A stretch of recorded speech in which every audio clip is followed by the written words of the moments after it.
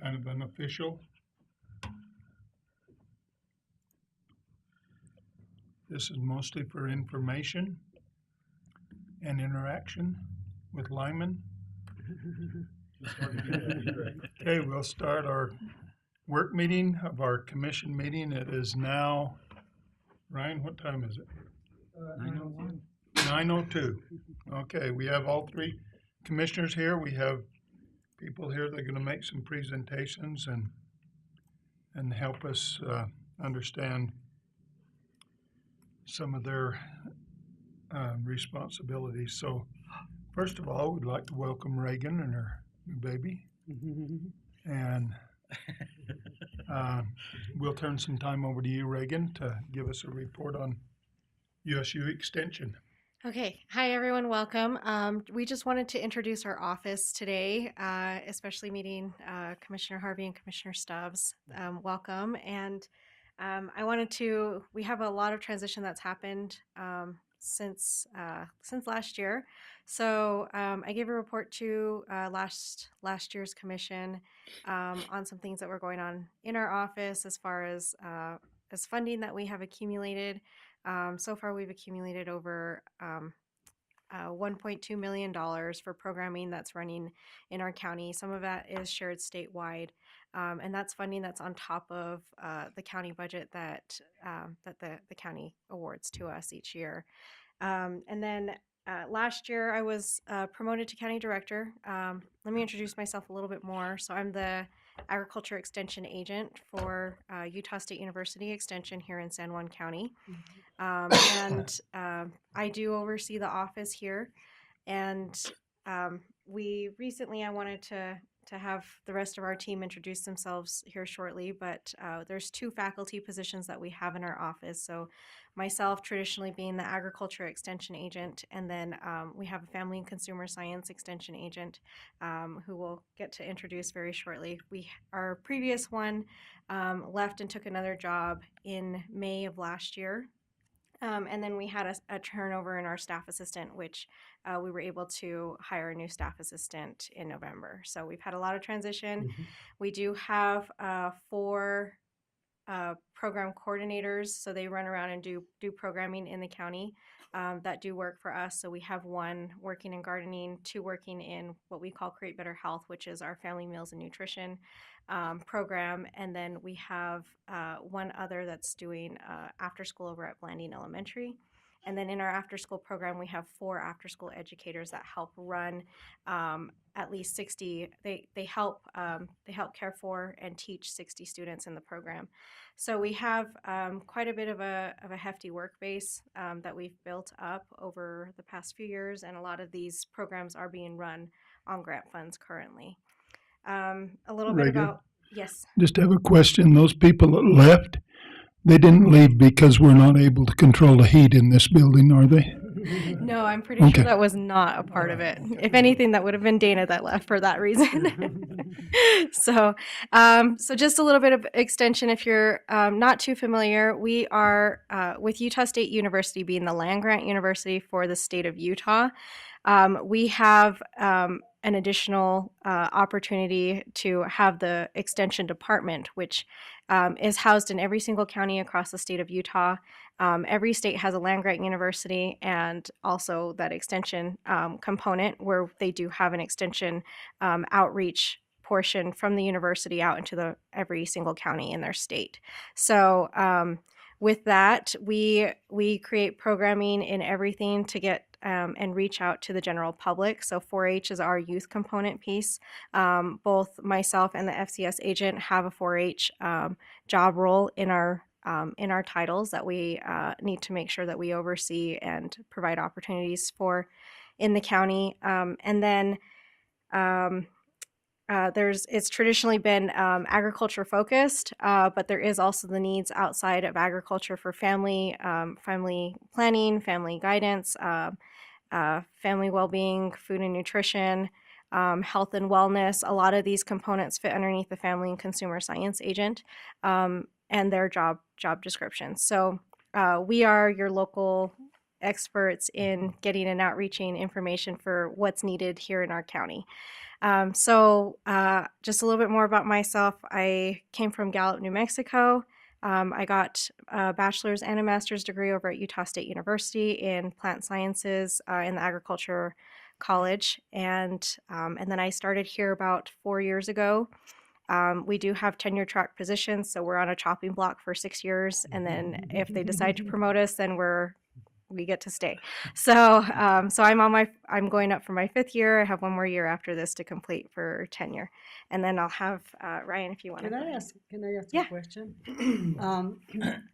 In Blanding, they're building the Utah Food Bank, and they're talking about having garden spots where people can come and learn how to grow their own food. Mhm. Is your program participating in that? We Julie? have worked with Jeanette Bott, the CEO for Utah Food Bank, a little bit. They were going to do the garden. My understanding is they're no longer going to be doing that. Oh, A lot of really? it's Oh. because of water restrictions in the city. We have been working with Utah We Navajo may Health have lots of Systems. water. They're going by the sidewalk that they can see. Probably not enough to grow enough food. But we are working with Utah Navajo Health System. We're looking for grant funding. We've helped them connect with NRCS, Natural Resources Conservation Service, because they do provide quite a bit of money for programs. And right now, one of the programs with a lot of money is High Tunnel program. So they'll help pay for the full cost of a high tunnel or a season extension structure, so that way you can grow crops in it. And so that's something that we're trying to help promote in the county for people to take a chance in investing in and helping build food production. Later, I would like to visit with you about one of the presentation of the legislature was a program that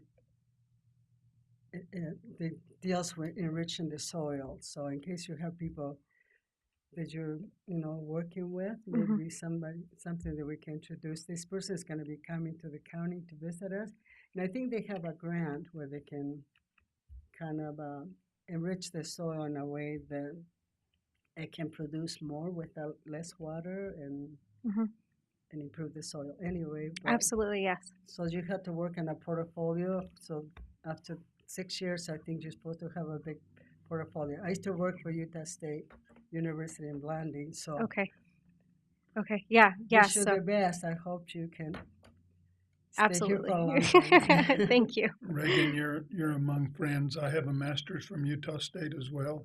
Oh, good. Alumni. She worked for him. And I have a master's Jamie Wisty had a master's from degree. Utah State. I have a master's degree from Utah State, but it's in Okay. marriage and child development. Okay. Well, that's still a really good area, and that's a good program. Yeah. So let me have Ryan Benali introduce himself. Okay. Thank you, Reagan. Morning, Commissioner Adams, and the two oncoming commissioners as well, Commissioner Stubbs and Commissioner Make Harvey. sure your mic's up. Oh, Yeah. all right, there we go. Yep, there you go. I was just saying, just welcome again. Welcome me as well. This is a new position for me. I believe that the university did well in recruiting me away from the public health department. But it was good work with the county's public health department. I learned many things, particularly with health equity, with understanding the flow of what an organization means when it means to kind of move in a certain direction. I'm glad I was part of, the mission statement, as well as kind of pushing the department into a more collaborative vision for each one of them. So, and with that spirit, I hope to bring that here with the extension. I know there's many opportunities with the Utah State University. Unfortunately, I'm getting my master's or finishing up my master's with Arizona State University, but nonetheless, I'm with the USU family now, along with the staff and the faculty. With the position, I hope to bring my resources, what I've learned here in the county. I'm obviously with the county. I've worked with many of you before. I've lived here in the county all my life, less than 4 years. I was with my bachelor's degree in New Mexico, and the 4 years I was in the military. So hopefully, with this new position, I can not just use my experiences and what I can bring forward, but what I can um, learn from the commissioners as well as the administration here in the county, especially with particularly with the needs here in the community, which has always been, my life's goal to kind of help bring up the standard of life in all regards, whether it be agriculture, public health, community engagement, independent living. So that's me. Ryan, we welcome you. We know you. We think Utah State did an excellent job in recruiting you because now you're part of that family, and we're excited to have you. And I just Thank you. thank you for coming. I think the first time I campaigned was I met you on a rainy day in Red Mesa chapter, and you were so welcoming there, and I was so scared and nervous. And I'm sure you'll do the same for those students that come, because when they come, I worked there for 22 years at a campus. There's so many, the quad, it was a project I wanted for the students. The daycare is another project. There's many memories there, and it's a wonderful place to work with the students. And who knows, maybe we'll be coming. We have some ideas about some training for I'm gonna come and visit with them about. So maybe I'll come and see you. I Thank appreciate you. it. I look forward to You'll that. be here in this building, won't you? Yes. Oh, so you're gonna be He's here. got an office here. So I'll just come and visit you. Yep, Yeah. just down the hallway. Perfect. Yeah. Anyway, so thank you for coming. Thank you. Thanks, Ryan. Jamie, did you have anything? Guess I should. Yeah, just want to say good morning to Reagan and Brian. Reagan and Brian. And the Hi. baby, and the baby. And the baby, yeah. He's a smiley little guy. Cute baby. Mines are all grown and independent now, and I miss them. They stay small for such a quick time. They grow up too fast, so enjoy the baby. That is so true. My daughter doesn't want me to say this to people, but I always say these are the best times. And she said, "How can you say that, Mom? You forgot how tired it is." No, later on when they grow up, you worry more about other things. I just wanted to encourage the both of you to always keep in mind the local chapters in Utah. I'm kind of biased because I'm from the Anna chapter, but I would love to invite you out to Anna. Then, of course, Ryan's from Red Mesa. And then we also have the Mexican Water Chapter House. And then going down westward down to Danahatso, Napa Mountain. Old Jado, Napa Mountain. I forgot to mention Technos Post. But the huge piece in regards to the agricultural extension, I think now more than ever you're going to become very critical to the chapters themselves, because Mitt Romney and his team, they worked very hard on a water rights settlement for the state of Utah, for the Utah Navajo. And Navajo Nation wants to get their hands on that money, and we feel better if the local chapters were able to give a significant input into the projects they would want to see become their priorities, their developed projects. I know that the San Juan River flows right down into Navajo Mountain, and there are plenty of fields alongside the river that could be utilized for farming. And Navajo agricultural products industries has set precedents in utilizing a lot of the water in New Mexico if we could adopt that model and even become better, I think we would be an important agricultural staple alongside Salmon River itself. Certainly, we can have those kinds of discussions, especially most recently. I know that Jones in the Mill, which is locally here in the city as well, got awarded. Um, I guess the thing with the 7 county coalition. They have $400,000. $400,000 for the To start study. these discussions, Yeah. I recently sat down with Council Delegate Curtis Nito. They're at the county, or excuse me, the public health building at the conference room, and they wanted to start these discussions as well to get his input. And they said flatly that they want to get that real important input from the Utah Navajo chapters as well, and that's what they're actively doing. And so it definitely would be most appropriate, especially with USU, being that USU Extension has that research-based mentality in order to be a part of that as well, especially with all the resources that we come with, for these projects. Awesome. So if I could just get your contact information, I'll make sure and include you in all the meetings for Tisas Bus, Annis, Red Mesa, Mexican Water. And I think Commissioner Stubbs will do the same for going west. So thank you very much. Appreciate the info. Right. Thank you. Okay. Thank you. Next. Oh, yeah, we have one more. My name is Jerica. I'm the new staff assistant. She runs everything. Yep. I was gonna say, Helping out so much. Jerica's here every day. I walk past her door, and there she is, and Yeah. get to greet her every day. Sometimes more than once, huh, Jerica? Yes. Well, thank you. Is there any comments for Jerica? Okay, Nice we to meet appreciate you, and You too. you thank coming to for work for us. coming, and Reagan, how are you doing on that research with your mapping the? Tell them about that. I think that's important to know. So we've got a lot of things coming on. Ryan and I haven't been able to sit down and talk about all the existing programming that we have just yet. His first day was last week, March 1st, and we had our annual conference. So we were both in Logan. His first day was having to be in Logan for our conference. So we just got back, but I've been working with the Navajo Peaches, and that was part of my undergraduate and graduate research that gave me the degrees that I have.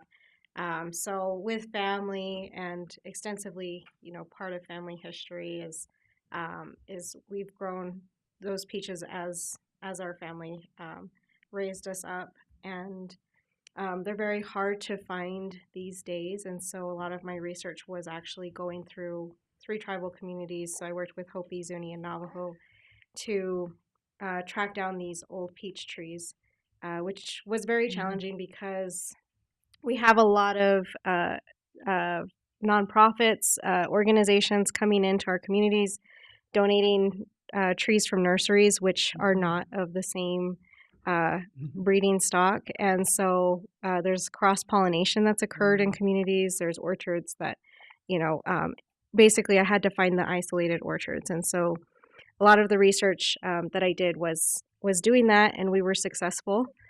We found that our fruit is very inbred, and so it's genetically pure. And so I've been working with growers as recently. This fall we harvested a good crop load of those peaches and gave a lot of the fruit and the seeds out to growers in New Mexico, specifically on the reservation, and they're working with us to help grow them. And we have a huge community of people coming and asking us if they can help grow from all around the world, actually. But I'm working first and foremost with our communities to make sure that we can guarantee orchards within our communities, and that we have a preserved, genetically pure resource to source from before we start branching out. so you don't want any new peaches tree coming to the community? No. And so at the same time, I'm working on trying to establish a nonprofit board group of like a cooperative of growers, researchers, myself, tribal members, to help say and do how we move forward with these with So- these trees. Okay, so how do you produce a new tree? Because sometimes the seed, Is different, especially right? the new kind of peaches, they have a wild part to it that they unexperienced. Yeah. And so sometimes, it's, but I had two little peaches I call a miracle. They're my angels gave me these two little peaches, and they're delicious. I mean, and my son-in-law said, how did you get those trees without having the wild part, that they do? So how did you guys reproduce those trees? So we consider the trees that we have to be more wild. Uh-huh. And it's a trait that we have bred them to have, but even also generally like if you plant a new tree by seed, Mm-hmm. that wild part is usually it takes several years before you actually get fruit because it's very young, juvenile, vigorous. Yeah. With our peaches, we have historically planted them by seed. So those traits should be there, and they are, but we notice fruit starting to develop on the trees at 3 years of age. So they do reproduce fast. They're vigorous, and as long as they have everything, they get into the reproduction cycle very rapidly. So we haven't had to do any grafting or what we call asexual propagation, so like cloning them, taking cuttings or bud cuttings. We haven't had to do any of that. I am looking at that for trees that I planted in Thatcher, Utah, just so I can get them back down here. But otherwise, the traditional practices are by planting from seed. From seed. Well, I have those two are from seed, and last year I got 3 peaches, and I hide them because I have lots of little grandkids. You hide 'em. 2 for me, 1 for my husband. I had 3, I'll bring you 1. They're delicious. I'm sure yours are more delicious. They're Thank you. small. They're like the size of an apricot. Oh, okay. They're very small. They're not as they have peach flavors, but I've tried so many. There's one that I've had that kind of had a vanilla taste in it. There's another one that had like a cinnamon taste in it. They're yellow and white fleshed. More commonly, just depending on geography, like Canyon de Chelly, all they have is white peaches now. But coming out to Navajo Mountain and into Hopi, they have a lot of yellow flesh peaches as well Okay. as the white flesh. So there's a variety, but there's also regionally they're distinct to their own area that they've been grown in for a long time. Thank you. So Reagan, never forget, you can put enough sugar on anything to make it taste good. yes, you can. They taste good and wonderful without the sugar. But yeah, some of us have a sweet tooth. So I did want to give an update on our work on the reservation communities, since that has been brought up quite a bit of time. With COVID, a lot of things, obviously, we struggled to do programming on the reservation. And with the tribal community moving forward, reducing the mask mandates, requirements or restrictions, and then also people being allowed to go back to work in the offices, there's a lot more opportunity for us to do programming.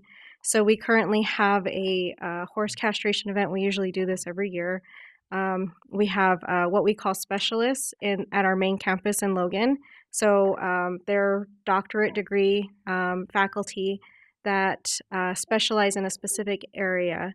So we have right now our equine specialist that will be coming down and helping with the castration event. So he'll be bringing pre-veterinary students down with him so they can get hands-on experience for castrating horses. And we're doing this out in Navajo Mountain and in Oljedo next week. And again, this is something that we've done every year. Last year we did it in Mexican Water with Mexican Water chapter and over in Aneth, I believe.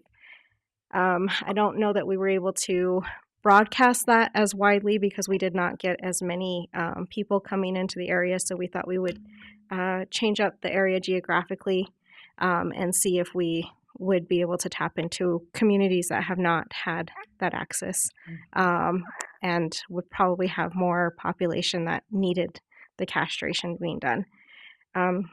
So that's an example of one program that we're doing in the reservation. We are looking at having farmer agriculture field days for the for the grazing permittee holders, and working with the grazing officials to do so.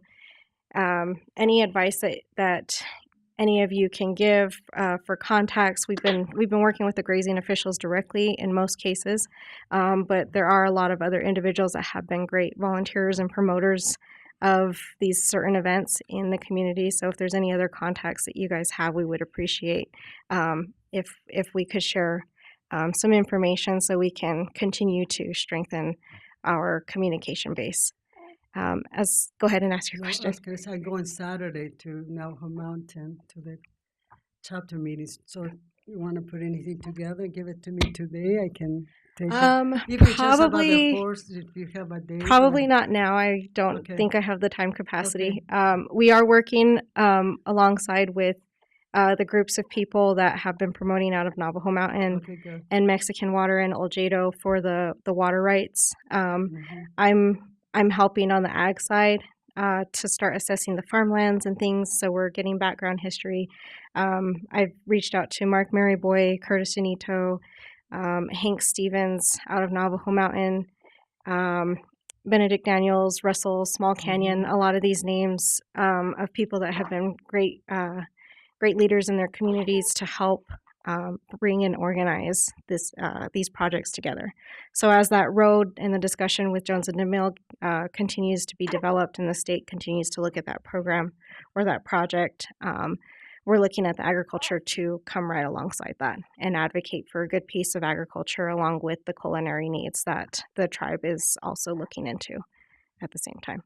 So any advice again on that, any help, support, we're happy to have you both as commissioners involved in the discussions as necessary, so we can continue to move forward in good strides and join everybody together. Thank you. Reagan, do you still participate in school district farm days? The first one I did was the first year I was here, and that was when Miss Lyman was running it. So when COVID happened, I haven't looked back into putting that back together. I know Jesse Jack has been asked to try and help put that together. So I'm not sure as far as pushing that forward. It is something that's necessary for the kids.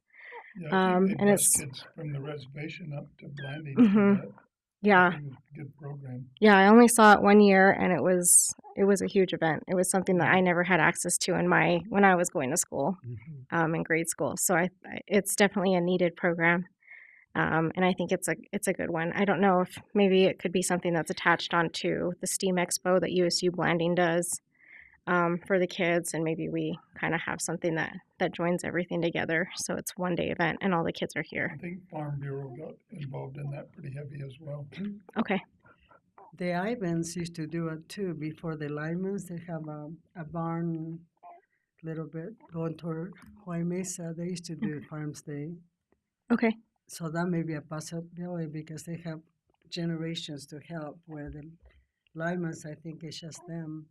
I think so. I mean, Yeah. you know, as family. Yeah. Okay, that's a good point. So we'll begin looking into that. I definitely won't guarantee anything this year, but next year, see if we can start pulling a team together in the county to help make that happen again. Okay, is that all Thank your you. report? I believe so as of right now. Oh, there is one other thing. We are officially getting an extension space. We have 2 new extension spaces that are coming up in the county. So we have the Monument Valley campus for Utah State University has several contributors funding that space. So we will have an extension space in Monument Valley that will help us have more access to creating programs there in the local communities on the reservation. And then also the old Shopco building in Blanding that's supposed to open up mainly for the use of the transportation department and education department that they have at USU Blanding. So we are going to share a teaching space there Eventually, that building will be fully constructed. Right now, it's only half of it being constructed and renovated. But when the other half gets constructed and renovated, we are going to have an official office space there as well. It's supposed to have about 3 or 4 office spaces and then an open teaching kitchen and educational open gathering space. So that one's probably about 4 years out the way. The Monument Valley one is hoping to be starting construction fall of this year and then completion within a year of that date. Appreciate your report. Appreciate you introducing us to your new staff. Absolutely. Thank you. Is there Thank you. anything else you guys would like to share? Okay. All right. We are done unless there's any more Thank questions. you. Now you can go rest. I admire you for all you do. Thank you. Thank you. You help everybody. Good stuff. Yep. Thank you. Thank you. Thank you, guys. Okay, Recorder's Department report by Cindy Holyoke. Okay, I Cindy. think we have some materials. Good So while morning. let me get it to where you're seeing what I'm seeing. Okay. How's everybody today?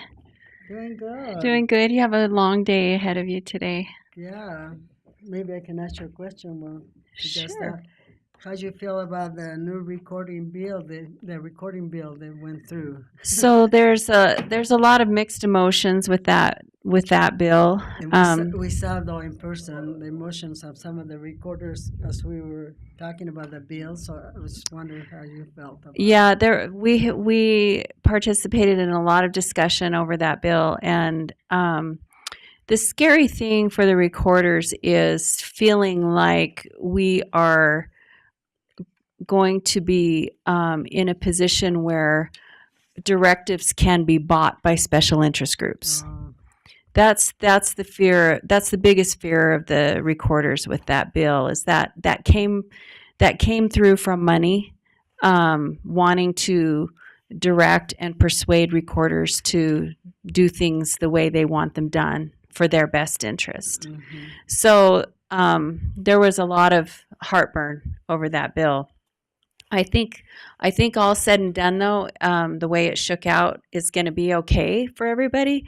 You know, recorders are in charge of organizing and maintaining documents for people's largest wealth investments, and it's when it comes to people wanting to redact certain things, or want the recorders to do this or to do that or to do this regarding their interests, Their projects. yeah, money always talks, and the way we're set up with an elected position kind of keeps that from happening. We have our due process in place for our checks and balances, and so that was the biggest problem, is that we were going to throw that checks and balance system in the trash and just let it be governed by special interest groups. Or initially they were wanting somebody from the governor's office to oversee what the recorders should do and shouldn't do, and we would basically be employees of the state, which you still could have monies controlling that, because then they're gonna lobby, and they're gonna put a lot of money into who gets elected as the next governor. Anyway, long story short, it's going to be okay. They are putting in a recorders watch group, so to speak, where and we were already in the process of creating a standards committee that says, okay, if this situation occurs, what do we do? There should be a set of standards for recorders, because as it is all over the state, different recorders might respond in different ways. And we try to communicate with each other, and we email, hey, what do you do if this happens? And we get a response from the recorders, and we go through those and say, okay, well, this feels right, so I'm going to go with this response. is kind of how we're operating right now. But if with the standards committee, they are incorporating other people who work with the recorders, your real estate companies and your title companies, and then they're just getting people at large and recorders to sit on this group. And I think it's going to be a good thing because we can, put heads together. We have attorneys that are going to be part of that conversation and say, well, I think this is going to be in the best interest for everybody if we handle situations this way and this way. So I'm so glad you give us that information from your side. We were in the middle of the legislature going through these bills, and I can see lots of frustration on the recorder's part. yeah, And then, the organization trying to help them represent them. and so what was your takeaway after watching all that? How did you feel? I wasn't sure which way they were going because some of your fears that you were talking, that's what the recorders were talking about. Right. They had one intention going in, but sometimes bills it's amazing how they get changed in the end. Sometimes they have added or taken things, and so I'm glad you end up with it. Yeah, we ended up with a pretty favorable turnout compared to what we thought it was going to be going in. Yeah. So, And that's what we do when we are gone from here to the legislature. In the beginning, I thought, why we had to go there? But I learned that and seeing these committees that we get together and we go through the bills and we give opinion and we vote, shall we support, how much this and that, and I saw tears of recorders feeling like this is not what we want, but the organization wants to start supporting us and talking. They cannot. there's a lot of emotion with the recorders. We've had a lot of phone calls, and they've been some hot ones. Anyway, but I'm glad that they worked out good. Yeah, I think it worked out okay. Because I was you feel helpless sometimes as it's moving and you don't know how it's going to be in the end, what the product in the end is going to be. So I'm glad it worked out good. Yeah, I think it gives me faith in the system. Well, that's good. That's good. Well, I just put together a really quick little presentation. How does this work, Mac? You should just scroll. Oh, okay, just scroll. That's great. All right, so I did a revenue and expense comparison. So you can see the years here at the bottom. 2019, this is where we were on our expenses. This is where we were on our revenue. The revenue is the light blue line. The expense is the dark blue line. And then the documents recorded, it's kind of, they don't really tally that well because the expense and the revenue dollars are so much greater than document numbers. So, because you have one document is $40. So anyway, that's why that's so tiny. But you can see, even though it's tiny, that our document numbers have increased over the spread of years, as well as our revenue has increased. Now, 2022, we were a little bit more on the expense side, and I think that's due to the changes in the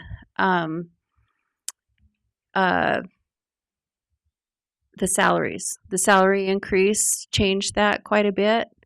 The exciting thing from 2020 to 2021, look at that revenue jump, and that was simply finding holes and plugging them. Where are we leaking money, and where can we plug those holes? And the way we were able to plug those holes is just by looking at our policies and procedures as far as how we take money and how we manage that money when it comes in, how we track that money. We put some new policies in place in June of 2021, and we were look at the change. It was amazing. So I give a lot of credit to my staff because they have their chores that they do as far our financial chores that we do every day without fail to make sure that we are plugging those holes so we're not leaking revenue anywhere. We're also very conscientious of our expenditures, our office supplies, little things that we do. We're very, very conscientious of what we're spending, and I think that's paying off in the long run. We have also implemented some new systems that help us generate revenue. So we have automated some things where people are able to submit an information request, and we have that all automated so that payment, nobody ever touches that payment. It's electronic and it hits our account, and then we account for it later, but we don't ever have cash crossing hands that way. And we don't even have to ask for the money. We say, you want this document, this is how much it costs. Our system generates that cost, and it has worked out really well for us. So right here, understanding the chart, 4 years of analysis shows a large increase in revenue beginning in 2021. This is due to identifying gaps in checks and balances with daily accounting practices. Another contributor is the implementation of automated systems for collecting payments. Expenses were reduced in 2021 because of staffing shortages, salary increases, and full staff caused expenses to increase in 2022. We are not unhappy about the salary increases, though. Don't get me wrong there. We can fix that. No, we're super happy to have that problem. That's how we retain the good people that we have right now, and we have an amazing staff. Documents recorded during this 4-year span can be an indication of economic changes impacting properties and the sale of properties. It can also indicate economic changes with gas, oil, mineral leases throughout the county. So right now, I don't know if you guys know, but we are experiencing a lot of exploration. So, and we'll get into that in a minute. Since 2019, the Recorder's Office has doubled the amount of documents recorded with the same staff size. And I'm happy with our staff size. That's not a complaint saying that we need more staff. That is just saying, yay, staff. And yay to the systems that we have in place that are helping us manage that. Our staff, Inez Harlan is our deputy recorder. Stacy Still is a cadastral mapper and a deputy recorder. Dylan Wheeler, and I spelled his name wrong, sorry, it's A-N, is our new deputy recorder, and they are just phenomenal. Like I said, we have done amazing things with that staff. So Project One, I would say it's about 85% complete. The conversion of all plat maps from AutoCAD to Esri, we are inches away from having our fingers on those Esri plat maps. And we have a lot of departments depending on this project being completed. All county departments will have access, including first responders, to digital, the current digital maps. Right now, if you want a current plat map of your property, you have to go in and talk to Stacy, and she has to get a piece of paper off of her desk and print you a copy of it. That's how stuck we are at the moment. But in a few days, that's all going to change. Plat maps can be made publicly available, which will reduce the workload for the recorder's office. It won't be just Stacy that can hand you a plat. You can go online, find your parcel, and click the updated information on it. It's going to be amazing. Project 2, I would say, is about 60% complete. I would say we're more like 75 today. When I when I created this report, we were a little more behind than we are now. So what this means is we'll have cloud access to all of our documents. We'll have no more VMware, which creates a lot of workload for our IT department. It creates a lot of workload for me. We get complaints every day that VMware is down and somebody can't access it.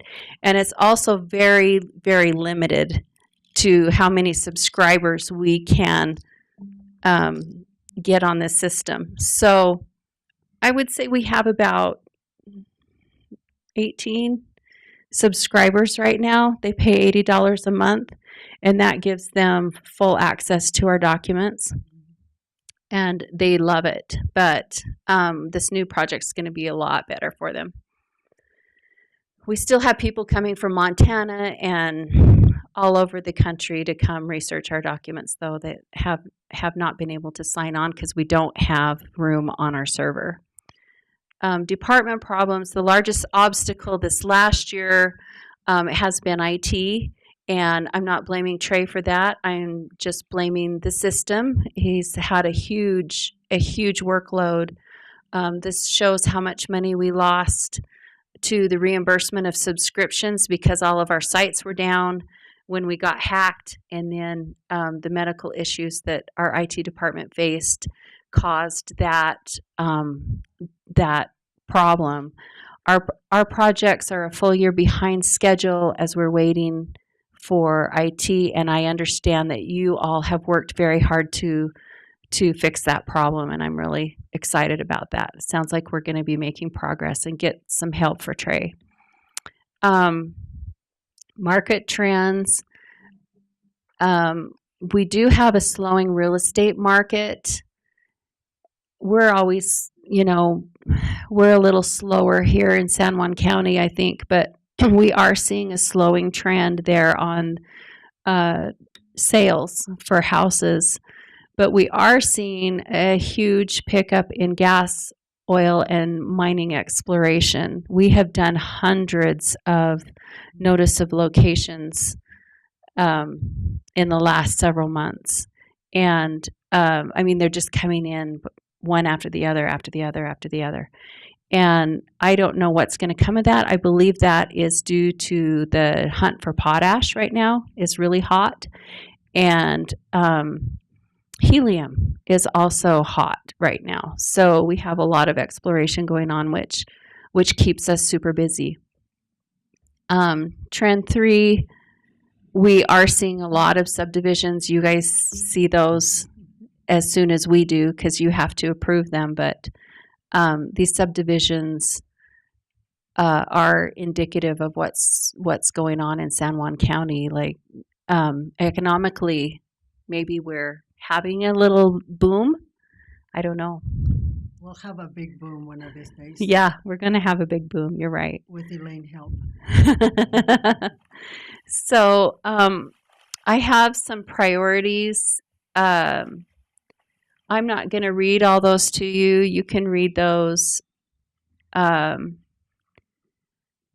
Staff is my first priority. These are my personal priorities. And that would be our staff to have retrievable documents for everyone, to have excellent customer service, that if you need help with a document or a research project, that our staff is smiling and waiting to help you. And the next goal I would have is a fantastic partnership with all of you, with outside entities, with our real estate companies and attorneys that we work with. That was it. Okay, I'm not going to read your policies and procedures. Hey, that's not my slide. Do you have any questions? Yes. First of all, let's go back to the top sheet where you show your revenue and expenses. Okay. I just wondered a couple of things. It looks like your expenses stay pretty high. 2021, they came down to 20,000. Or is it 20 or 200? That's But too you have increased your revenue in 21 and 22. Mm-hmm. So you talk about leak, revenue leak. Can you tell us what your I don't understand leak. Well, we found that some money was walking out the door. It was getting put in pockets and walking out the door. So that was taken care by having cashless. When process. the cashless process has helped, and we also identified the individual and took care of that. So, So what on the side, those numbers go from 50,000 to 250,000. Is that accurate? yes, So you're taking on in 2019 you took over $100,000 in on recording fees, or where did your revenue come from? so our revenue is coming from recording fees. Yes, basically, I mean that's most of our revenue. So So when you have a revenue of a little over 100,000, and you have expenses of 225,000, mhm. how do you close that gap? Well, we closed the gap by identifying because we were actually probably bringing in a lot more revenue that year. So the county So- general fund doesn't come into play in that. The county general fund comes into play very heavily because they had to cough up that gap. Recording fees, copying fees. When Cindy came in, she also implemented notary fees in there as well when we did the change in fee structure there. And one of the things you see the reduction, so you're about equal in 2021 with the revenues and expenses. There was a decrease in revenue last year, and if you remember, the ransomware attack came in through the VMware system, and that's where she had subscribers, not only subscribers, but they would also pay for the material that they extracted out of that system. And so there's a reduction in revenue once we stopped that system. And so that's why it was important to get that back up and going again, because that was a pretty significant loss of revenue where the recordings increased, and the recordings increased because there's more sales and transactions taking place, but we weren't able to capture a lot of that because of that VMware system. And what the VMware system, it allows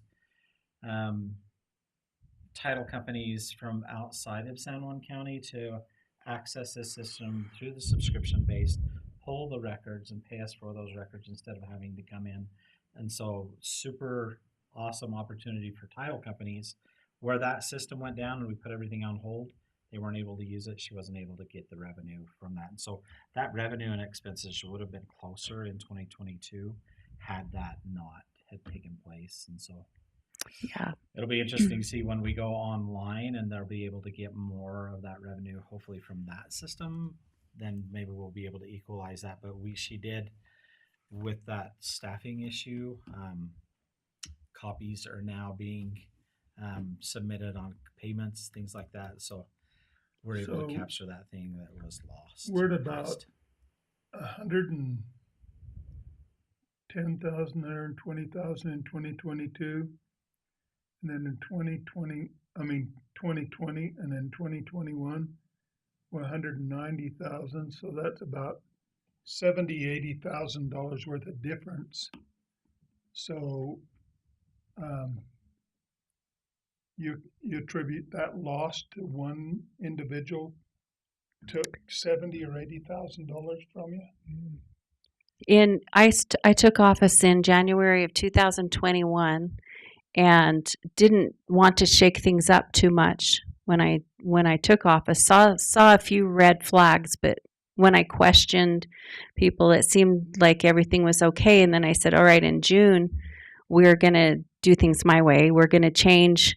We're going to implement serious checks and balances on our money. And 1 week into that, we discovered what was happening, and it was pretty drastic what was happening there. Well, okay. Well, the other comment I want to make is you talk about real estate companies and a couple of others. Hmm. One of the most important, in my opinion, in this county from day one has been mining and mineral records, Hmm. because so many, I mean, I don't even know how to describe it. There's a lot of people in the county that have mineral rights. Including us. And those mineral rights are managed a lot of times by individuals or companies who lease those mineral rights Right. from the county. So I think it's important for the county and the staff to understand that they're an important part of the interplay between our citizens and the value of those mineral rights are. And so I hope that they get a priority access to documents or to recordings or whatever needs to happen to keep that revenue source to the private citizens when they lease those mineral rights. Right. I don't know if I'm explaining that very No, well. you're explaining that very well. And we have landmen that come in, landsars that come in, and they have their sheets of clients Right. that they work with. And we have to maintain a very good relationship with those individuals. They have a huge job to track all of this and to track it all accurately. And what they end up using is our they'll go in and they'll search their records by section, township, and range. They don't. Mineral deeds are tracked very differently from a house deed. A house deed is tracked, usually you can pull it up by person. You know, you can pull up a person's name. You can't do that with minerals because there are so many instruments involved in a mineral right that you actually have to go into the section, township, and range. You have to know where that property fits in that scale, and then you have to see what documents have been transacted in that section, township, and range, and you'll find a whole list of them. You'll find your notices, you'll find your leases, you'll find your purchases. Because some of those leases are for a finite period of time, and once they expire, they really evaporate. Right.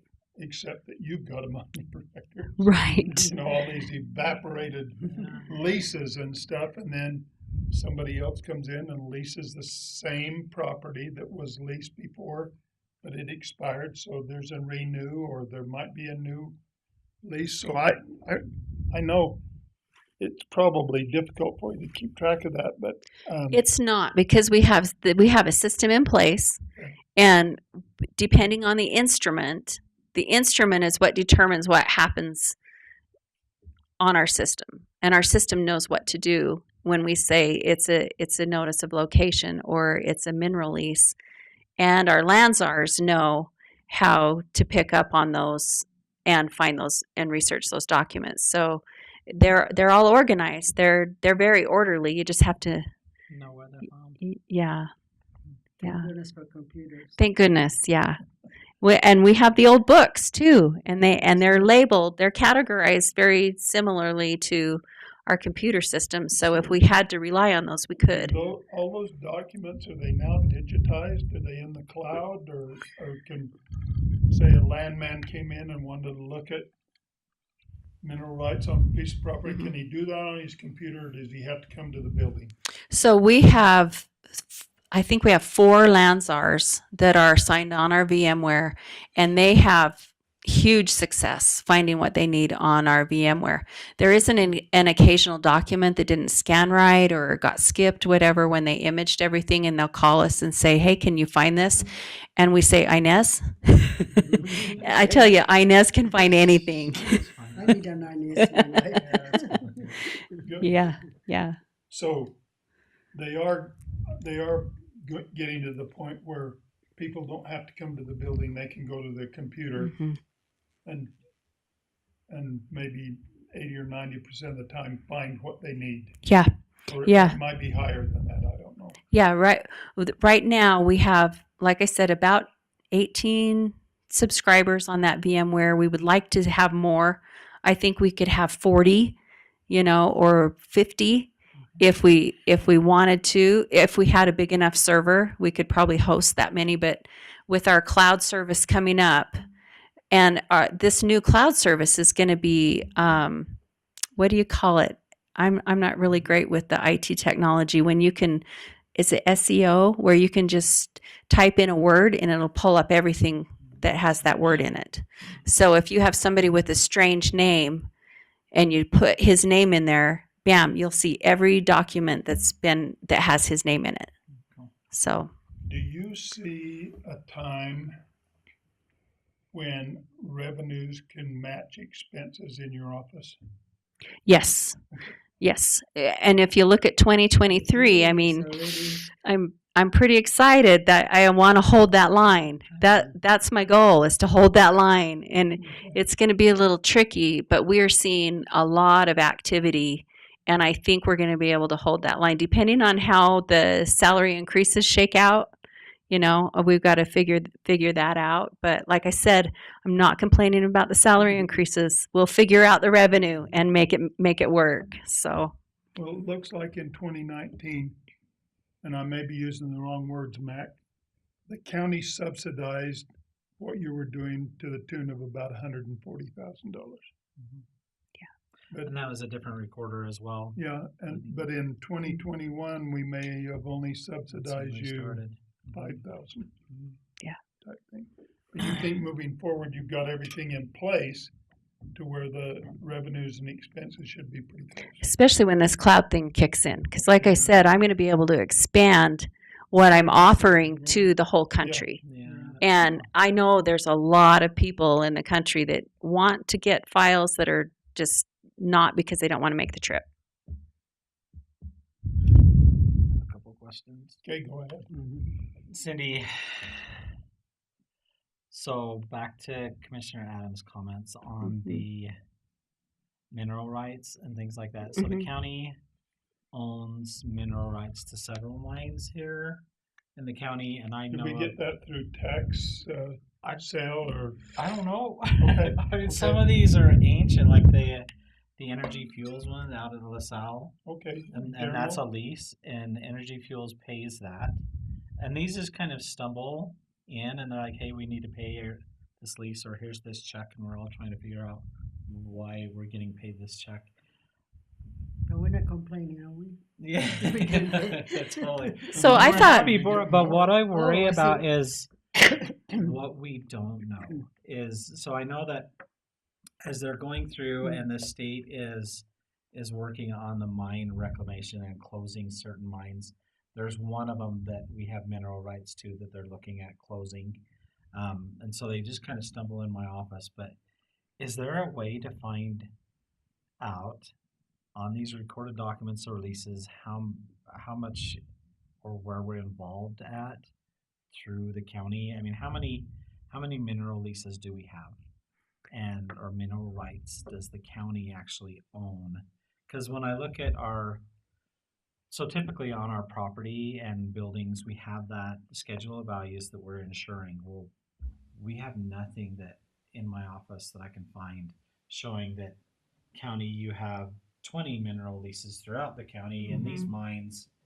And I don't know how they got them in the past, how they come to fruition, but we do, and I just don't know. I'm guessing that somebody owed taxes on that, And we took those over and after a certain period of time, never did a tax taxes sale weren't or paid, so they reverted to the county. I don't know. even. so mineral I rights thought, We've been involved in minerals since forever. the 30s or 40s or Yeah, 20s, something yeah. like that. I thought our mineral and gas revenue came in through the transportation district. They get a portion. They just get a portion of that. CIB gets a portion. to school Okay, districts. and so this is the county portion. No, this is separate. This is ownership. Ownership. Oh. This is actually what we own. And that's what I Oh. worry about is there may be mineral rights, and kind of like you mentioned, there may have been leases. I worry that they've expired, and could we get those back with the companies that are still trying to extract on that and supposed to be like the Energy Fuels situation? They continue to have that land. They don't extract from it. So if they do extract, we're supposed to get a portion of the extraction amount. But There's probably instead, an agreement that has there is maybe the even agreement. expired. This one is still valid, Okay. and this one still goes. So they pay us every year an amount just to have that mineral right, even whether or not they're extracting. But I worry about those things that we don't know, and I don't know if it's not searchable by name. How do you ever know that? So it is searchable by name. I mean, Okay. we can go in and do a grantee grantor search Maybe a check on that. and just see what documents come up for San Juan County, and Yeah. we'll have to use every alias that we've ever used, which Yeah. probably aren't that many, right? No. San Juan County or Yes, the it's San Juan County or the County Yeah. of San Juan. The County of San Juan, yeah. So they're We just very- need to put in all the aliases and see what documents Okay. come up. Now, the only problem is our computer only goes back to 1991.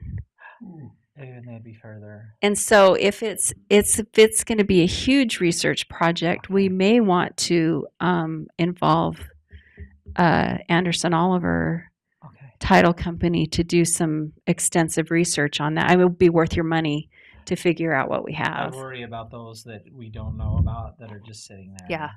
Because they literally stumble in my office. They're like, "Hey, we've got this. You own the mineral rights." I'm like, "We do?" Like, "Yes, you do. Yeah. We need to close this." Well, and if there's something that we could be revenue off getting of, revenue from, we have Lanzars in my office all the time, and we could say, Yes. "Hey, what yeah, you know?" Yeah. And so there is that I put at your feet. Okay. And Well, then and to kind of delineate between that and mineral money that the county receives, Mm-hmm. they're two separate things. Okay. We're looking at ownership of mineral rights Rights. on this side. Right. Over here, the county may receive mineral revenues From our from- government lands. from tax. public land Yeah. where something was drilled on public land. Right. We may get a small amount of that, so you can't put those two together. Uh-huh. You know, they're two separate things, and just like any government leases that are drilled on any government land that's drilled on, that driller or that company has to pay a 15% royalty on everything extracted, and that goes to the federal government. But then the federal government wants to help pay for the impacts to the state, so they give half of that 15% back to the state of Utah. And then the state of Utah divides that up amongst several entities, one of which is the CIB. And then the CIB has been set up so that counties that have impacts can come get loans and grants to deal with those impacts. So that's a revenue line of mineral lease money. What Mac's referring to is Yes, just the mineral ownership. rights. Mhm. Yeah. Okay. I would imagine. So what I would look at is we're all kind of aware that potash is a hot commodity right now, and they're looking at, well, what if we own some of the mineral rights to those potash areas? That's what I'm and, thinking. We have and we can make it a little bit easier Something or drifting. lucrative to where we can sell those rights to a company that's looking for that. And so Lease to 'em. me, Lease Mhm. them. Yeah, Yes, lease. sell 'em. Listen, sorry. Don't sell 'em, lease 'em. we can lease those minerals, and so to me it's an opportunity that if we have these and however we got them, Yeah. to find can them better and market to 'em. see Yeah. if we can market We them. can- Yeah. Yeah. be Yep. aware, especially when everybody's interested in minerals. hmm That's a treasure that we have right now, and maybe we Yeah. don't even know what we have. It would be nice We to- don't know what we If have. we knew what we had and we wanted to offer them for We may lease, be we'd the have to richest- offer them through a public process. Perfect, And yeah. Now that's- we know we have uranium, right? Yeah, yeah. Totally. Yes. Well, the thing is, maybe here we are poor sitting in a pot of gold, you know. Yes. Maybe, Yeah. and at that point, the decision had to be made. Yeah. Do we want to sell it? No, we want to Or keep just it keep We it. want to keep Yeah. it. and get that revenue coming, Right. because they're going to be making more money than. Yeah.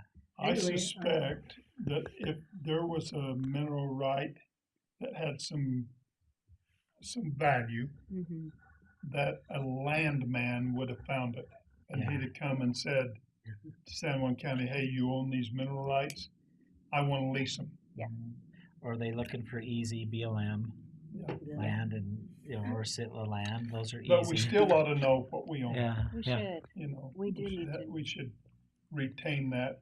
And I can get you back to 1991 easy. Okay. I think they'll be a little older, but let's. Yeah. You could do that. It'll and be a we could project, decide what yeah. we could visit with Anderson Oliver and see what they think it would Yeah. Take. Would cost us to research that. Yeah. And then we can pass a resolution, go after. Yeah. Yeah. Just an opportunity. Yeah. The other one is what. Are your systems backed up to state archives? Yes. Okay. Good. Yes. We package it all up and submit it to the state. Okay, perfect. The other one that I frequently see, and I don't know the answer to, and I haven't had the time to really look into it, is our contracts. A lot of times we'll get emails saying, hey, have your recorder's office pull this contract. Well, you don't manage the contracts. Are you supposed to? So other places I've seen where the contracts are actually recorded in the recorder's office. And so if you need to find a lease agreement or a contract, it's not in the clerk auditors. We'd it's be the happy to recorders, do but- that for you, and we can index them just like a lien. You know, you don't usually put a lien on a property. You usually put a lien on a person. Yeah. So if those federal liens come through, your contract would just be between people, and so it would abstract by a person's name in the grantee grantor. Okay. So Although you can have a lien on property. you can. Yeah, but I mean, We don't see them very tax often. liens or Yeah. mortgage liens or things like that. Hey, you know, it seems to me like Cindy's kind of our resident historian. I mean, she deals with things in the Yeah. past and Yes. things in the future. Totally. So I want to make a want the future. request of her. I want you to see if you can research and find out the history of the 4 columns on the front of the courthouse. Is there really something with them? Well, I don't know. Have you ever looked at them? Have you looked at those columns? I'm usually Where'd they looking at come from? those Where'd they come from? Rusty steps. Where's the stone? Where Where does are the they? stone come from? Were they mined here and put together? I don't. Sounds like a quest for Bill Boyle. I'd like to know. Historic Send a letter commission. to the editor and see what they come up with. I'll pass. I'll pass. No, Lee Bennett. Lee Bennett. Yeah, I just Lee think is that really good. it'd be interesting to know where those 4 columns came from. Are they one solid piece? Or are they bricked and then Where from? stuccoed? Or And you find They're them in really every nice. all along the state, don't you? You find those same ones like in Richfield. The column, yeah. But where does the stone originate from? I don't know. I think it's an important part of the history of San Juan County, Yeah. though. I wonder if there's any, it had to be some history somewhere. I've looked through Blue Mountain Shadows, Yeah. And I'll ask several- Jenna Wilcox and see if she- several documents over the years to try and find out any history about the columns on the courthouse. And I I haven't know been they're able. using, for the history of the roads. Do they're they using- have Yeah. the building permit at the city office still? I don't know. Mhm. Oh. I know where to look. I don't know. It's just kind of intrigued me over the years It had a little to bit. be. You know, the building's a Buildings. historical building. Yeah. Yeah. I'll see if Jenna has anything. Yeah, I'd like to. Huh. We, can ask if we them, don't look. have, if we have that history someplace, we ought to preserve it Showcase it. somehow. Yeah. We ought to record it in the recorder's office. Yes.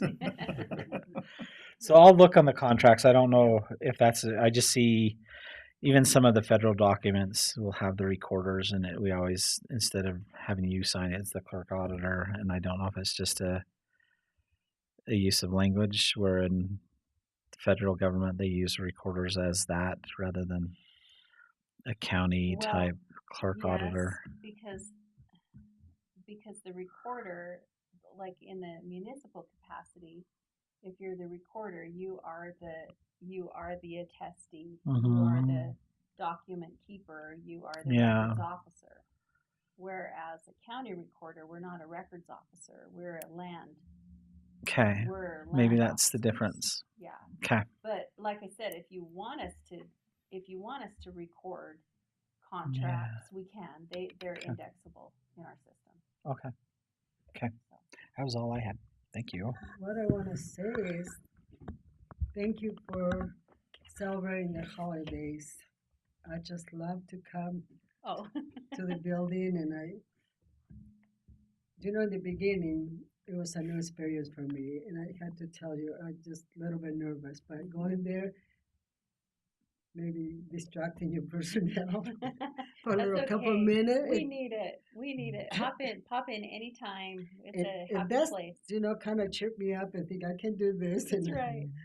That's right. I don't go up running up the stairs. I just use the elevator. But thank you. I mean, I think that we need things like that. I think we need it help us move through the depressing time of the winter time. Sometimes to have cheery disposition. A little cheer, little elementary school Valentine's Well- card on the ceiling. Well, I was I have an elementary degree, and I did lots of preschools at a college, and so I live among decorations, so I love that. So Oh, thank good. you. You're welcome. Any comments, Jamie? Just grateful for you sitting in and making some changes so that those gaps are Yeah. actually significant now that you're there. And I'm excited to see how the outcome would be in regards to revenue versus expenses. at the I am end of the too. year. This year is going to be. Oh. I've got my fingers crossed. We'll see how it goes.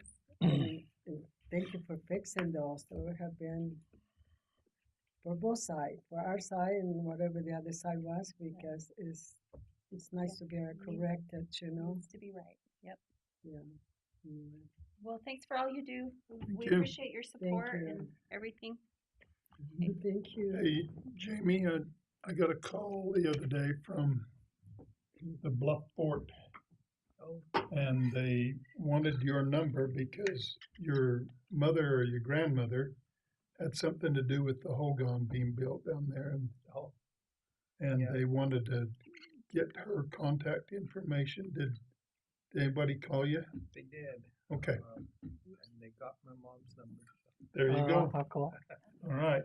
I didn't know anybody else that had any expertise in finding your family. Well, good.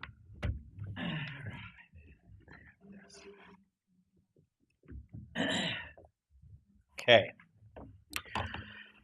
Moving on. In the new commissioner binders that we had given you, new commissioners earlier, we had submitted in there the policies and procedures of the San Juan County Commission. In here, when they adopted this, they adopted it as draft, and it was the same situation with the ordinances. When you adopt them as draft, they should have put a final version in the adoption, but they didn't, and they didn't fix some of the errors in here, but that's why you see that. But I wanted to take a look at these policies and procedures with you. A lot of it is just put it in your forefront of your mind, and have you take a look at it outside of here if you want, of things that we want to change or that you'd recommend changing in here, that I'd recommend change. For the most part, as I go through here, pretty standard on there, but there's some things that we get hung up on on this official action number 7. It's a written resolution of the commission adopted by a majority vote in a duly called meeting of the commission where a quorum is present.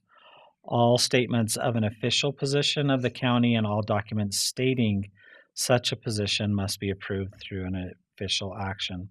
So we take this also to mean, and this also goes to our department heads and staff as well, is we don't have the ability to have an opinion other than what the commissioner's opinion is.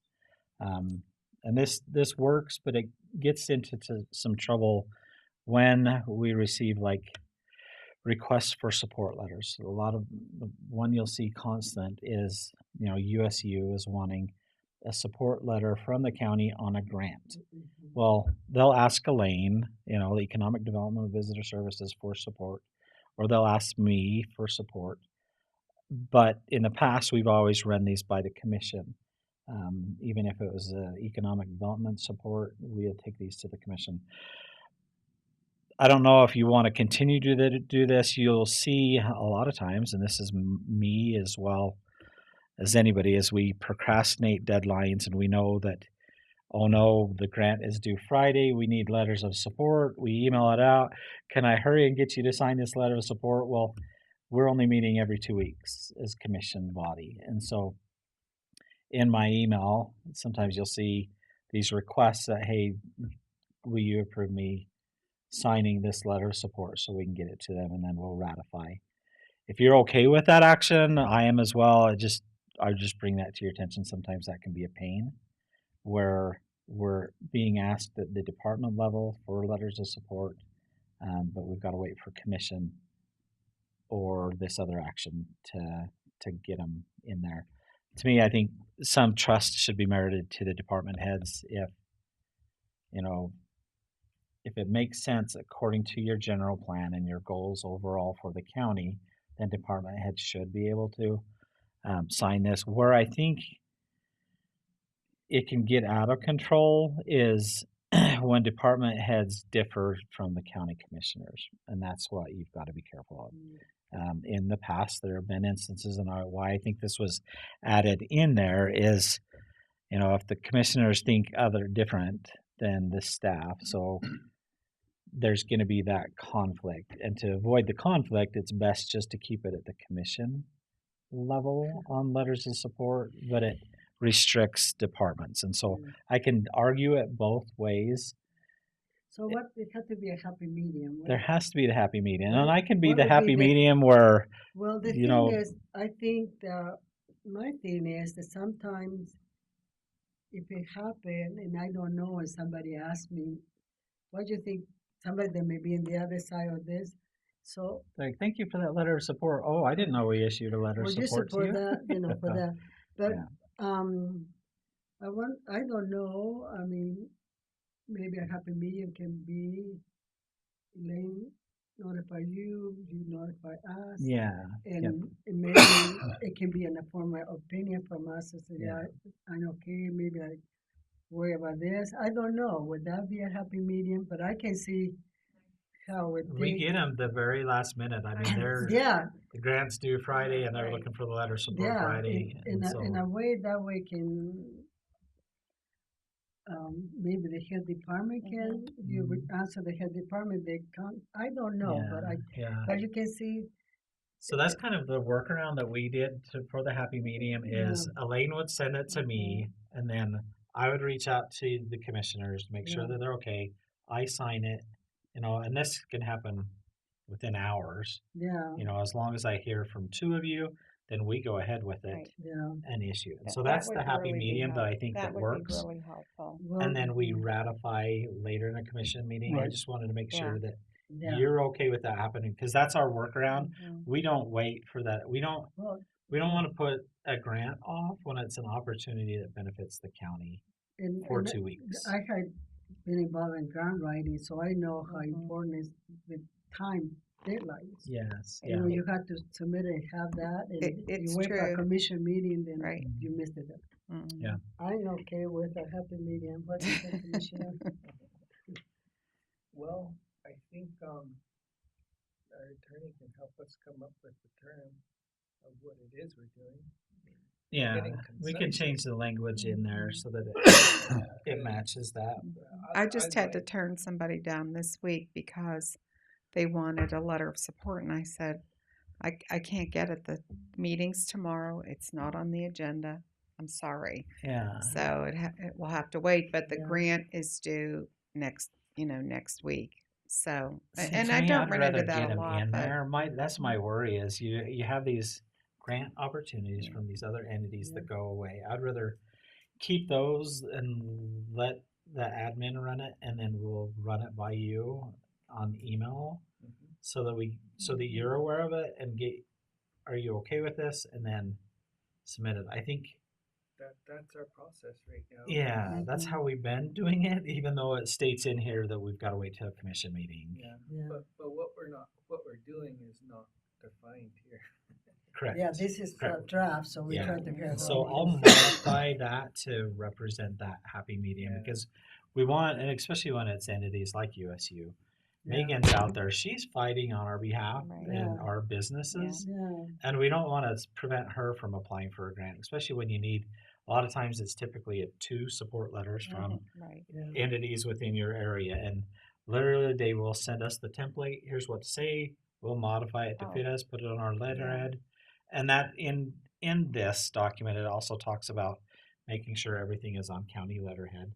That explains each commissioner's positions, and so we have that there ready to go. It's just we just wanted to make sure that it's okay with you to keep that happy medium in there. We'll revise the language on this one so that everything doesn't have to wait for an official action. We ratify every support letter so that it's transparent and open to the public so that they know as well. And so we're kind of just reversing the course instead of waiting for a commission meeting. That would be so helpful. Okay, Mhm. so I'm okay with that. Yeah. Okay. I'm I, okay with that. and I have another comment.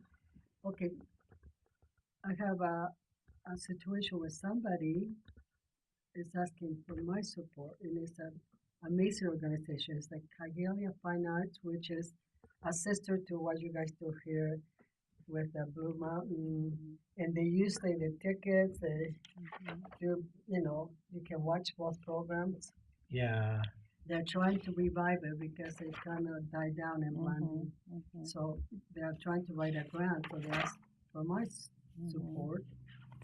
I can do it personally, but I think can we ask them to write to the county, to the commissioner, whatever, write to us here, and then we can do the way we mentioned, and then we ratify it in the. Yes. Yep. I think it's a very worthwhile program. Usually they come and they present in the schools.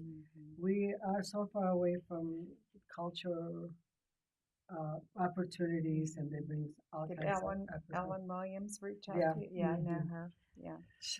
I would say See- that she's probably the one that started a She- long time she- ago when she first came to Blunt. Yeah. She was here in She's gonna- 1970. She's early going to get that. 70s. She's going to do a lot to She- bring culture Yeah. and arts Yeah. into Okay. the area. Anyway, so See, and that example that you use right there is exactly if you look on item number 5, commission members, under commission communication. So commissioners may state an official opinion of San Juan County when the commission has previously adopted that official position through an official action on the matter. That's a law. So that means you have that discussion about that instant here with the commissioners, and all of you, or at least 2 of you, agree that that's your official recommendation. That's going to be your official communication for that matter. I think that's good in high level items, but I think you as commissioners can also stand on your own. You represent your districts on your own. You shouldn't have to come as a total body.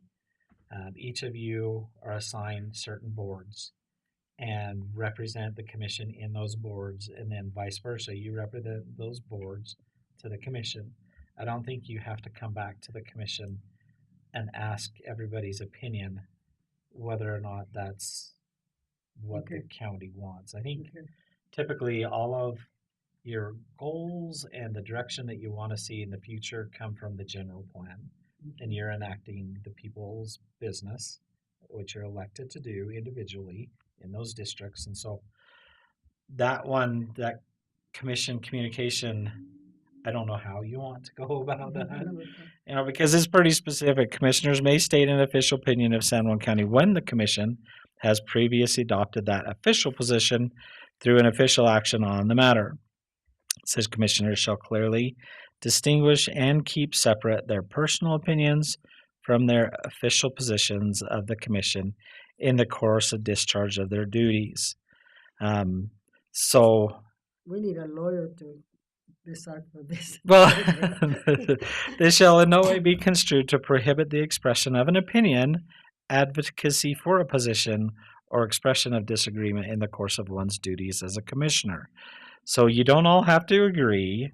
You can have your personal opinion, but any official position has to come before the body to choose if that is your position or not. So Okay. when you take a look at, you know, we had an opportunity up at the state legislature this last year when the discussions came about, and you know the county represented that to fill the Great Salt Lake, if they manage the forests up above, Yeah. they're going to have more water running down below, and we supported that opinion as the commission, and so, but we didn't bring that back as a commission body, have an official discussion, have an official approval before we did so. And so we, at the time, you were there as commissioners, and like, yeah, we support that fact. And so there's things like that that'll naturally you'll see. I've seen it where, you know, a commissioner may support this specific industry, but another commission may not. You know, and I think as long as you're clear in your positions that you state, it's like, hey, this is my personal opinion. This may not be us as a commission. So just be careful unless you want us to modify the language in that. I think you've earned the right as your elected duty to represent your citizens, and it's important that you represent those that elected you, and you get to have an opinion. I know that some others take this, and we've heard from other commissioners up at UAC where they're told you have to have the opinion of the entire commission. You can't go out on your own. We heard that from another county, you know. And so where they're being censured, those commissioners are being censured, saying, well, that's not the body's opinion, so you have to stick with the body's opinion. I don't know if you guys want to be that drawn in the land, that line in the sand, or how, if you just want to keep the language as this. Well, I think it's nice to have some leeway, because if I get lots of questions from people about certain things that I don't know if we have the power to change. Some of the things that happened before we came in, there's some things that people wonder what we're going to do about it and things like that. But I think there's times where it's something that we can help a good cause. You know what I mean? Like the Kigelia Fine Arts is one thing. Yeah. And I think it's nice to have that freedom to not be able to do everything, but feel like they have representation somehow, that they can come to us and say, look, I'm concerned about this, and then we can say, we'll see what we can do, kind of thing, you know? And I feel like we always no, and so I don't know, that's my opinion, I don't know.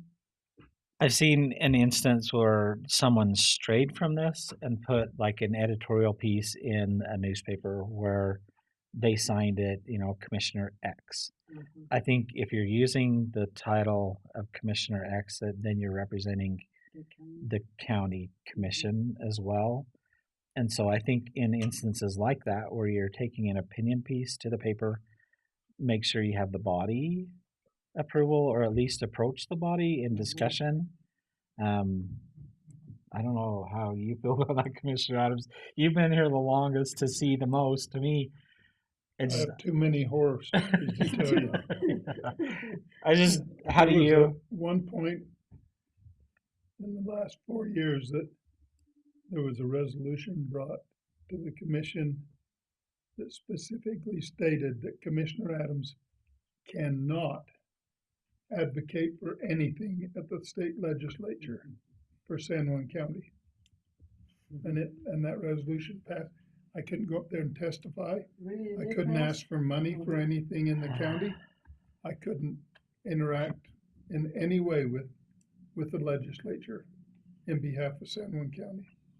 Yet, neither of the other commissioners ever went to the legislature. Mm. I mean, one of them did a little bit more towards the end, but Yeah, but outside of that, but the other one never set foot in that. And that's kind of hard because one of the things that amazed me and walking there for the first time, watching Commissioner Adams, he knows lots of people. yes. And lots of people know him, and he knows, he knows how to navigate. Go shake the governor's hands, you know? Yeah. Maybe next year I'll try it. But Yeah. And so it pays off to have people with experience that they know who to talk to Yeah. and Yeah. make us. We are a business beside a body to do rules and things like that. We are business, and going to the legislature is part of taking care of the business, telling ourselves, talking about issues and asking other people, learning from others how they're doing it. And I think that is Mm-hmm. an awesome opportunity. I mean, it's scary in the beginning for me walking in. Yeah. Yep. One thing you'll never want to forget, the two of you, is always remember the county is a subdivision of the state. Mhm, We're not a subdivision of the United States of America. mhm. We have a direct relationship with the state of Utah. If we want to request programs, funding, legislation for our county, that's what we need to do. We need to do it through the state and through the legislature. So if we ignore that relationship, we're just like a stepchild. Yeah. You know, and I think that's the way some of the Utah Navajos are treated by the Navajo Nation. They're treated as stepchildren.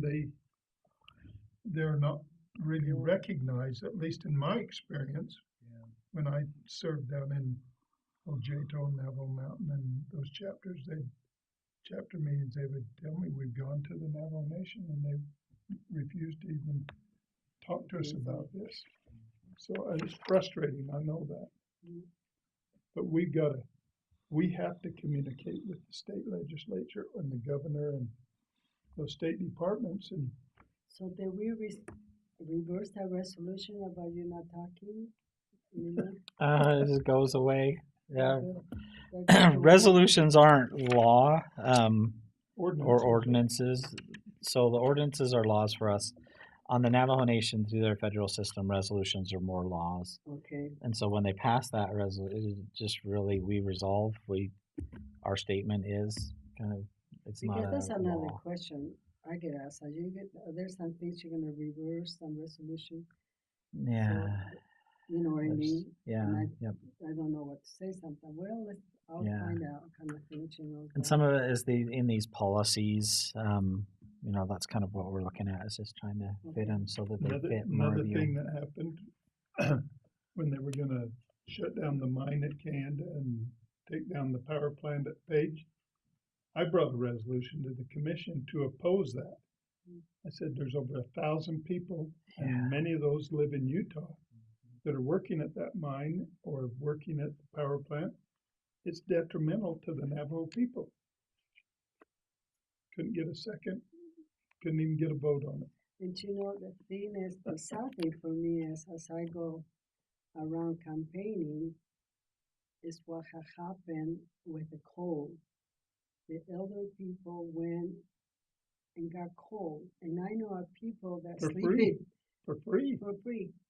And a lump of coal can last all night. Yeah. Every time we Yeah. used to heat in the beginning with wood, and anytime we got a lump of coal, we knew we didn't have to get up in the middle of the night. Still Put feel another that, stick. yeah. I know of people that sleep next to the wood stove, Yeah. elder women, Yeah. so they can keep putting a piece of wood. And so, Stay warm. and that's the thing that worries me about, things with the monument. Are we gonna always be able to get wood? I know Celeste was talking in the last meeting about how Escalante is trying to go into zero grazing in the monument, zero grazing, and how that will affect. Yeah, that's spooky. We don't want that to happen here, but we don't know. So I think we need to tighten up that one. I don't think everything has to come here for an official actions that you have an I opinion. think we're all really comfortable with having an electronic vote Mhm. from you Okay. and then ratifying it Yeah, later. yeah. I like that. Okay, and then Do you like that? electron. Elaine. Elaine, You that like helps. that? That'll help Yeah, Elaine. she likes it. We've struggled with Say this yes, one. Elaine. Okay. So this one here, electronic communication, just be careful with this one. I continue to see, and this is normal, where you're newly elected, you do have the county emails. If you have people emailing your personal, forward it to the counties and then respond out of the counties. That's what If we do. if not, what that does is it bridges and allows us in the future or any grammar request to go into your personal. When you go into personal, then personal is also in there as well, and it's oftentimes hard to distinguish between personal and government. Yeah, And so keep out of your personal, yeah. push it to your county. All of you have county accounts, and so I've seen this in the past where it's come back. It's harder on a grammar request, and you'll get grammar requests where they want every email regarding this subject matter, and you've got to submit those according to grammar rules. And so we'll see that, and it's easier if you keep them out of the personal email accounts. So I think that one is still legitimate. I just bring that up to you as just a reminder. Item number, let's see, 7, commission email. You should already be receiving all of the UAC emails. NACO, Canyon Country Partnership is assigned to me. I've got Sylvia on that one as well. And then your boards, you'll also receive emails from them. If you're not receiving any of those emails from those, let us know. Okay. You'll weekly from NACO, routinely from UAC, with the emails that are coming out. So just let me know if nothing's coming. Just know on item number 4 here with your commissioner participation. This is just participating on the boards that you've been assigned to. Hopefully you've been in touch or you've been contacted by those boards that you're assigned to, and that you're participating in those. That one's kind of important because you're the conduit between the commission and the boards, and vice versa. When they come, to ask for, contract approvals or budgetary items, you're that conduit, and hopefully you're also that spokesman when they do come asking for money or more money or less money, whatever it is, that you've been in those board meetings, that you can also represent them here at the table as commissioners. So there's been issues in the past where commissioners aren't attending the board meetings, and there's a separation between the board and the commission, which has been harmful in one situation to us in the past. It was not fun.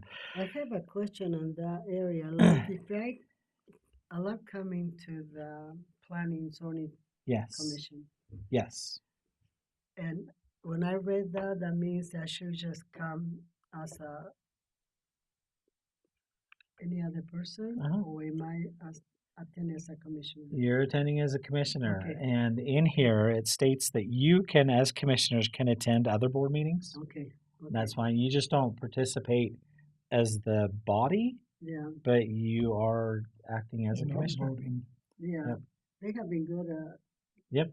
I go Yeah. I mean, Yeah. fun. And Bring don't goodies. just be cautious with that is don't let them try to pigeonhole you and try to elicit your opinion. Well, Commissioner, you're here.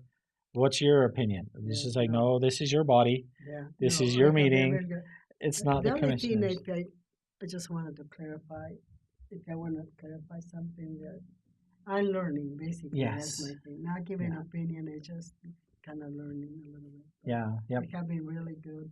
Yeah. Just don't let them try to rope you in as their body. You just make sure that they I work keep as that pulling body. the rope Yes. away from my Yeah. head. But it does allow you in the policies that you Okay. can go to any board, even if another commissioner is assigned and attend it. Okay. But that assigned commissioner, that's their board. And Okay. so yeah, that is there, and it speaks to that. It talks about in the special district, special service districts. We approve bylaws in here, but you also appoint the members, and you've seen that come to fruition. The duties of the chair and vice chair. This is just kind of simple items on here. The chair is the one that controls the chamber, so if somebody gets out of hand, they're the ones that are supposed to kind of help regulate the body, the public body that's in here. When you get down to county administrator, let's see, item number 10 on here. So signed documents, I just want to make sure you're aware you've seen the chair typically signs all of the agreements that come out. Some agreements will require each commission to sign, and so in the past, we've had instances, and today you'll see it as we're approving a bunch of documents that require signature. Commissioner Adams will sign, or we have Commissioner Adams stamp.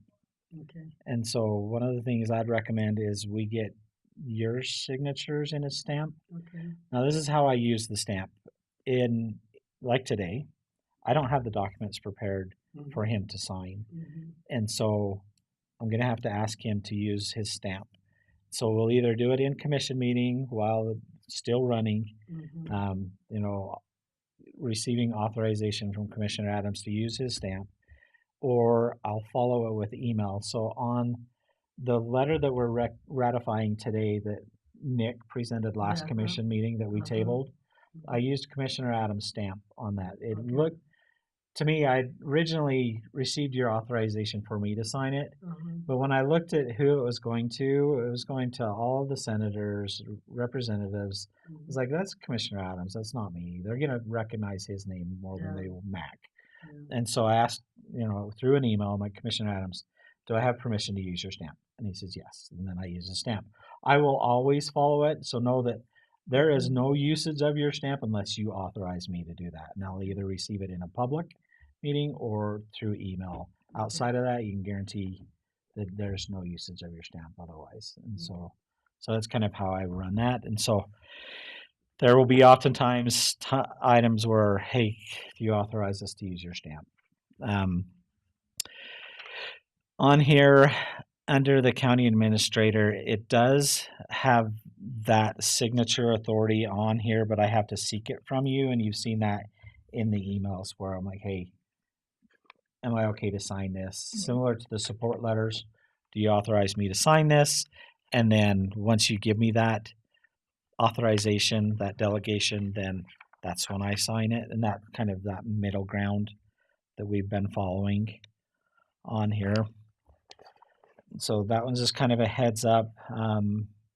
In the county attorney section, the county clerk is just, he's doing the minutes and the notices of our body. So his pretty simple.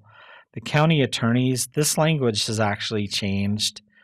Where it says the county attorney shall review and approve as to form, they no longer approve as to form. By code, they can only advise. And so I guess legislatively, there were some issues in other counties where the attorney had refused to approve. And so now it's just advise on there. And so some of that language has changed. They're also legal counsel to the county, not legal counsel just to the commission. So that has changed to where it's just overall to the county. So we'll tighten up some of that language on here to match state code, especially those that it's referencing in here. But just know that all of our contracts go to the county attorneys. In here in the policy, it talks about the county attorney also going over every agenda item and approving the agenda items. That one we haven't followed at all. County attorneys are just as busy. When we send out on Friday the packet, they don't have time from Saturday, Sunday to Monday. 1:30. Yeah, It's it's 1:30 at night. Yeah, it's because I want to get it out, and so yeah, and so they don't have time from Friday to Monday to review all the agenda items and get an opinion on that. We just send them the contract information, so they're not looking at every agenda item on there, and so but we do have that any document contract goes to them for review. That's a legal binding document.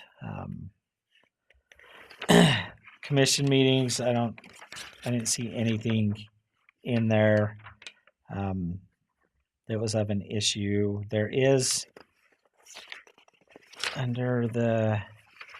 there's always been a question on what did we do with public comments, and so we have a public comment section in here, which I think is fine. Some counties are getting rid of public comments altogether. That's subjective whether or not we keep public comments as an open. It's something you'll just have to think on whether or not we continue with that. But we do have kind of a format that we go through here where each member of the body is given 3 minutes to speak. Obviously, it can't be unruly, or the chair can kick them out, or we have law enforcement escort them out. Other than that, in the past, and it kind of reads through here that we would have the work session to discuss everything, and then we would have the commission meeting to discuss the same thing. And so you were kind of hearing it in two places. Now I use the work session, like you see now, is more of an administrative opportunity for programs to be explained to you, so that you can have this dialogue and discussion administratively and kind of give direction and feedback and comments, at that level, and then save the business action items for the actual commission meeting. And so less replication of information when we have ordinances that are going to be big, like, for example, one of them that's on the top of my head that we've got to fix is our events permitting ordinance. I've got to bring that, and it makes sense to have that in a work session. So we study that events policy and that permitting ordinance at a work session level, and then later at a commission level, because I'll need your help to kind of finesse that. I appreciate that because, coming for the first time and seeing it here, and you wonder, because I can have an opinion, but then also can be what's the best? What's Yes. the best Yeah. for the county? What's best for? We have to set those standards because right now It's a crazy, yes. we have to protect the county so that we're making the right decisions. Yep. Planning for. My fan club. Yeah, your fan club. So yes, that's at the top of my list. So take a look at these. I will go through and try to finesse these a little bit better so that it makes a little bit more sense. If there's anything that's glaring or that needs to be changed, I mean, we don't continue with the public hearing after the public hearing's been held, and we close the public hearing. We don't allow for 6 days to continue a public hearing after the hearing's been closed, and so that we need to follow the law on that. Is when you open for public hearing, it's open, you hear the public, and then you close the public hearing afterwards. You don't leave it open for 6 days after the decision's made. So there's some tightening up. anyways, that's that. I appreciate your help with that. But take a look at those policies, and then I'll bring them back changes to another work session so you can kind of see some modifications on there. And so, anyways, we've got 5 minutes. That leaves you 5 minutes till your next meeting. Okay, thank you. We'll adjourn our work meeting and reconvene at 11 o'clock for our commission meeting. Now I can. I'm not going to ask you for a vote. Okay. So, is Emery still working? No, I'll take care of it. So shall we have the last? I'll put it on your Yep, desk. put it on my desk. We'll take care of it. Okay, thank you.